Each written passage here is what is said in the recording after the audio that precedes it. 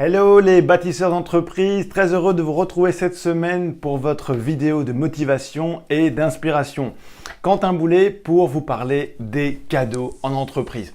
Alors je vous ai déjà fait une vidéo la semaine passée sur les exigences par rapport aux cadeaux. Il y en a 4. Je vous conseille de bien les connaître avant de choisir le cadeau que vous souhaitez mettre en place pour vos collaborateurs, vos prestataires ou bien même tout simplement pour votre conjoint ou même vos enfants parce que les critères restent les mêmes.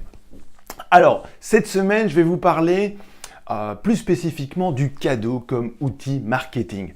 Alors, le cadeau comme outil marketing, il va servir véritablement à deux, même trois choses.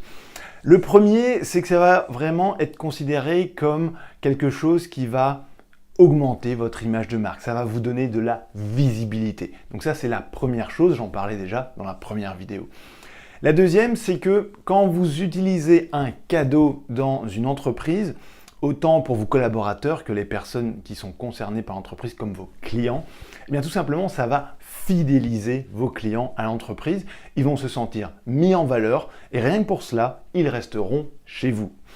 Troisièmement, c'est la recommandation. Parce qu'au-delà de la visibilité et de la fidélisation, vous allez chercher la recommandation de vos clients, de toutes les personnes qui vont recevoir un cadeau. Et donc ça, c'est extrêmement important à connaître pour choisir le bon cadeau adéquat. Alors, je vous l'avais promis la semaine passée, je vous donne une liste de cadeaux très spécifiques que vous pouvez offrir à vos collaborateurs et même un tout un chacun finalement, parce que les cadeaux, ça passe toujours pour tout le monde. Alors la première chose, et je ne sais pas où je l'ai déposé, bref, il s'agit du mug. Du mug dans lequel vous allez boire votre tasse peut-être tous les jours. Vous pouvez offrir un mug qui peut être même personnalisé en fonction de l'image de chacune de vos collaborateurs. C'est toujours assez sympa d'avoir son mug quand on est au travail. C'est son mug, c'est le vôtre, il est personnalisé, il y a votre photo dessus, peut-être même votre nom et pourquoi pas un mot sympa de votre manager d'encouragement ou de remerciement. Ça peut être un exemple de cadeau. Le deuxième cadeau que moi personnellement j'apprécie particulièrement, c'est ce que j'appelle la box cadeau. Alors la box cadeau, ça peut être quoi? La box cadeau, ça peut être tout simplement un week-end à passer en amoureux ou en famille qui est tout simplement payé par l'entreprise. Ça peut être un week-end de mise au vert, ça peut être une box pour aller dans un parc d'attractions, ça peut être une box pour 2 voire 3 heures ou même une journée complète dans un centre de thalassothérapie ou bien même un massage, etc. La box, je veux dire, vous allez en trouver aujourd'hui un peu partout dans les différents commerces. On les retrouve souvent sous forme de bongo. C'est un cadeau qui est excellent, qui généralement plaît très bien. Maintenant, il faut quand même bien connaître la personne pour être sûr que ça lui conviendra et qu'elle en sera vraiment reconnaissante.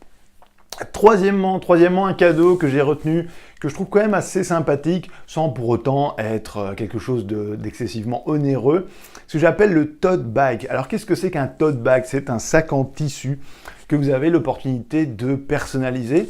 Alors vous pouvez le personnaliser avec le logo de votre entreprise, par contre je ne vous le conseille pas, c'est un cadeau, mais vraiment avec une phrase accrocheuse, ou bien un beau paysage, ou bien pourquoi pas un merci, tout simplement. Et vous le remettez à vos collaborateurs ou à les personnes actuellement dans l'ère, je vais dire, où on a une responsabilisation écologique, mais tout simplement le tote bag a vraiment la cote, il est plutôt bien vu, il permet de remplacer le sac plastique, il peut facilement être mis dans la boîte à gants dans la voiture et réutilisable à volonté. Donc voilà, ça c'était le tote bag. Ensuite vient le cadeau bio. Alors le cadeau bio, moi je l'aime beaucoup, ça peut être carrément, vous offrez un arbre. Oui, offrez un arbre à vos collaborateurs, il ira le planter dans son jardin ou bien le jardin de son enfance ou je ne sais quoi. Mais voilà, offrez vraiment un cadeau bio, quelque chose qui va responsabiliser vos collaborateurs au respect de la planète. Ça peut même être un sac de semences, par exemple d'herbes ou bien de blé qu'il pourra mettre dans son jardin, dans un coin de son jardin ou même dans un pot s'il a un appartement qui va pousser, ça peut être des fleurs. Voilà, c'est vraiment le cadeau bio par excellence. Voilà, il y a certainement d'autres exemples. Je pense d'ailleurs au vélo qui est un cadeau bio effectivement également. Donc pourquoi pas vraiment offrir un cadeau orienté respect de l'environnement et biologique. Pourquoi pas. Alors ensuite, on a le badge. Le badge perso, alors c'est les petits badges qu'on trouve là, les petits badges ronds que l'on pourra mettre.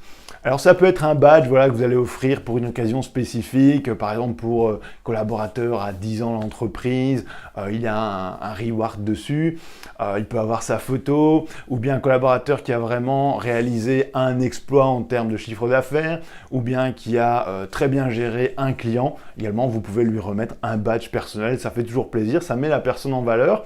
Autant elle le porte sur elle, autant tous les collaborateurs autour d'elle, et même les clients, vont pouvoir visualiser ce badge. Alors ensuite, un traditionnel qui marche toujours et qui marchera encore, c'est ce que j'appelle le panier gourmand. Tout simplement, vous offrez un panier gourmand à votre collaborateur. Dedans, vous mettez quelques bouteilles, quelques mets qu'il aimera. Ça peut être du pain d'épices, des pâtés, enfin bref, vous saurez comment composer un panier gourmand. La plupart du temps, c'est très facile à faire. Soit vous le composez vous-même, soit vous allez de nouveau dans le commerce ou bien même des épiceries qui peuvent être d'ailleurs bio, et vous sélectionnez des produits par exemple qui ne sont uniquement que locaux. Ça peut être vraiment quelque chose d'assez sympa pour le panier gourmand. Enfin, dernièrement, moi je pense plutôt aux cadeaux de service. Alors les cadeaux de service, ce sont les services que vous allez proposer aux gens. Ça peut être carrément une heure de coaching, ça peut être une heure de formation en nutrition, par exemple sur le petit déjeuner. Ça peut être une place offerte pour un événement que votre entreprise donne. Ça peut être une place pour un événement complètement différent de votre entreprise, comme la participation à un événement de sport, par exemple comme, je sais pas, les JO, ou comme un match de football, ou encore un match de tennis assez important. Voilà, c'est encore des cadeaux assez sympas. Et je terminerai sur ce que j'appelle les cadeaux haut de gamme. Alors les cadeaux haut de gamme, ça peut vraiment être un parfum, ça peut être un téléphone, ça peut être une tablette, bref, vraiment quelque chose qui va vous permettre de tabler vraiment sur quelque chose qui a beaucoup de valeur. Généralement, ce sont des valeurs sûres, comme je disais, donc parfum, tablette, téléphone. Je pense que tout le monde est généralement reconnaissant de recevoir ce cadeau. Et par contre, il faut savoir se le permettre financièrement. Et n'oubliez pas que le critère financier rentre dans les exigences d'un cadeau dont je parlais dans la vidéo précédente. Voilà. Alors, il y a des questions par rapport à cela qu'on m'a déjà posé. Est-ce que le cadeau est obligatoire? Alors, ma réponse est tout de suite absolument pas. Vous faites un cadeau si vous avez envie, surtout si vous avez envie de faire plaisir à vos collaborateurs, aux personnes concernées. Il n'y a aucune obligation, mais aucune. Maintenant, ne pas le faire, par exemple, si vous avez chaque année fait un cadeau à vos collaborateurs et qu'une année vous ne décidez de ne pas le faire, eh bien, ils vont peut-être penser que l'entreprise va mal. Donc, faites quand même très attention si vous suivez ce genre de politique. Tout simplement, si vous avez l'habitude de faire un cadeau, eh bien, tout simplement varier, peut-être une année sur deux, faire un cadeau un peu plus important, ou adapter le cadeau tout simplement aux résultats de l'entreprise et aux résultats des équipes. Et si vraiment l'entreprise connaît des gros problèmes, eh bien d'adapter le cadeau par exemple de fin d'année, qui peut juste être l'envoi d'une carte postale à vos collaborateurs pour leur souhaiter des bonnes fêtes de fin d'année, par exemple. Alors, dernière chose sur le cadeau dont je n'ai pas parlé dans la vidéo précédente, ce sont les aspects fiscaux. Donc la fiscalité qui concerne le cadeau. Alors, je ne vais pas entrer dans les détails parce que chaque pays, c'est différent pour la Belgique, pour la France, pour même le Canada.